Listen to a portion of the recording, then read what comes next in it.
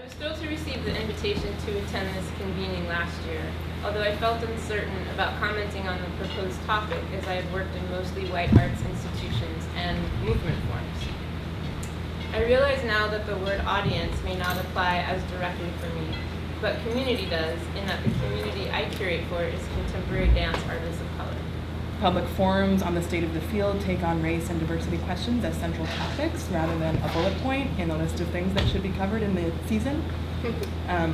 But for those of us who have been thinking about this stuff already, who live this stuff, the sudden attention to practicing anti-racism feels a little untrustworthy sometimes.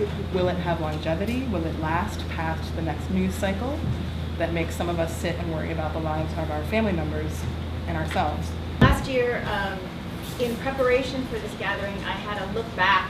So I run a grant program that gives money to contemporary performing artists. It's about 30 years old. And it was explicitly established and designed to support artists of color and artists working in non-mainstream practices. In preparing for this conversation last year, I had a look back at how the demographics looked over the last 10 or 12 years. And it was a very bleak picture. We were failing. I was failing. And I was failing because I was operating out of white privilege and racial bias. But then there's transparency both in that process and that acknowledgement that if that part were not a part of the process and all you did was produce the thing, then there's still a question of, well, whose thing is it? How did it happen and how did it get there? So I think it's that kind of behind the scenes piece that's the business that I both heard you speak. White artists, predominantly white institutions, white curators have been appropriating aesthetics and cultural tropes from people of color forever.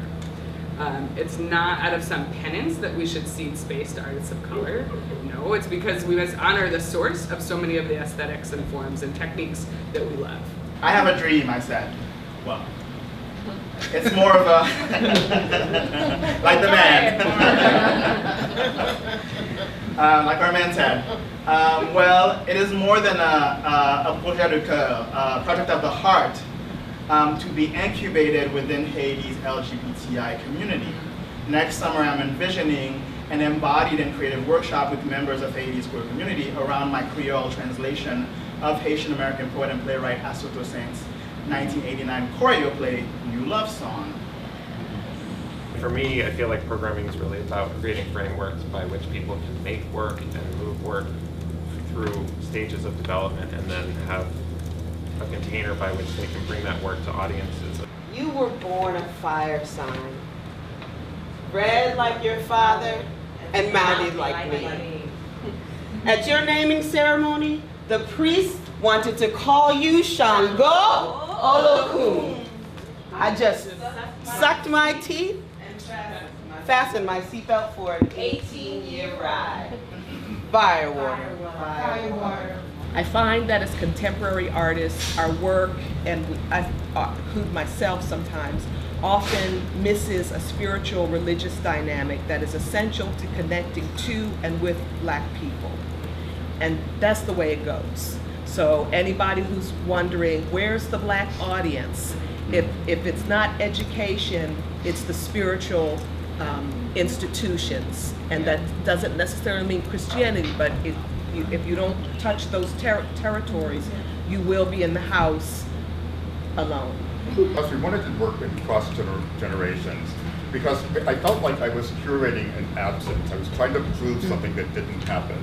Like, what did the losses of mentors and role models and muses, a huge generation of those, what effect did that have on work that's being made specifically by queer artists today and queer artists of color? So the artist was colorful and full of color. The artist had brown skin and it was beautiful. It was wise and in love with the sun. The artist's heart yearned for the moon, so the artist came to be known as a girl. Her name was Dee. So this idea of thriving, this idea of whole humanity, and this idea of cultivating the folks who will support the work.